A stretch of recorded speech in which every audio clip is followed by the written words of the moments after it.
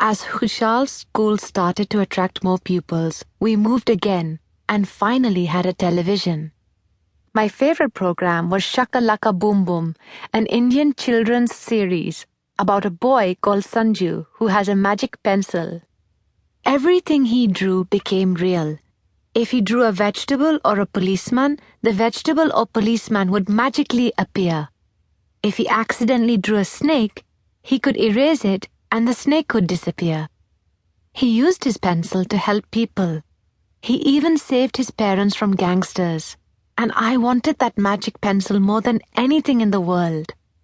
At night, I would pray, God, give me Sanju's pencil. I won't tell anyone. Just leave it in my cupboard. I will use it to make everyone happy.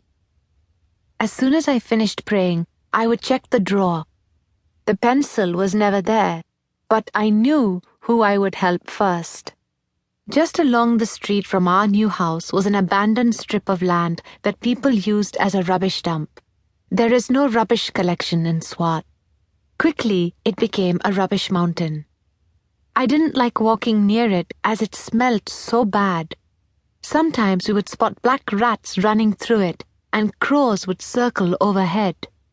One day, my brothers were not home, and my mother had asked me to throw away some potato peel and eggshells.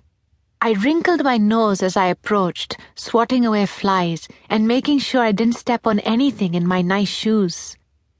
As I threw the rubbish on the mountain of rotting food, I saw something move and I jumped. It was a girl about my age. Her hair was matted and her skin was covered in sores. She looked like I imagined Shashaka, the dirty woman they told us about in tales in the village to make us wash. The girl had a big sack and was sorting rubbish into piles, one for cans, one for bottle tops, another for glass, and another for paper. Nearby, there were boys fishing in the pile for metal using magnets on strings. I wanted to talk to the children, but I was too scared. That afternoon, when my father came home from school, I told him about the scavenger children and begged him to go with me to look. He tried to talk to them, but they ran away. He explained that the children would sell what they had sorted to a garbage shop for a few rupees. The shop would then sell it on at a profit. On the way back home, I noticed that he was in tears. Abba, you must give them free places at your school, I begged. He laughed. My mother and I had already persuaded him to give free places to a number of girls. Though my mother was not educated, she was the practical one in the family, the doer, while my father was the talker. She was always out helping people. My father would get angry sometimes.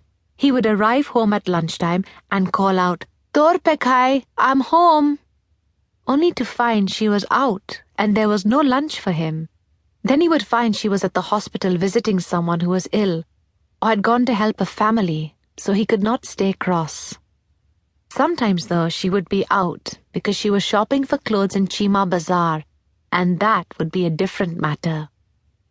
Wherever we lived, my mother filled our house with people.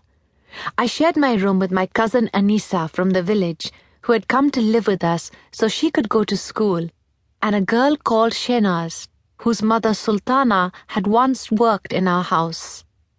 Shenaz and her sister had also been sent out to collect garbage after their father had died, leaving them very poor. One of her brothers was mentally ill and was always doing strange things like setting fire to their clothes or selling the electric fan we gave them to keep them cool. Sultana was very short-tempered and my mother did not like having her in the house. But my father arranged a small allowance for her and a place for Shenaz and her other brother at his school. Shenaz had never been to school, so even though she was 2 years older than me, she was put 2 classes below, and she came to live with us so that I could help her.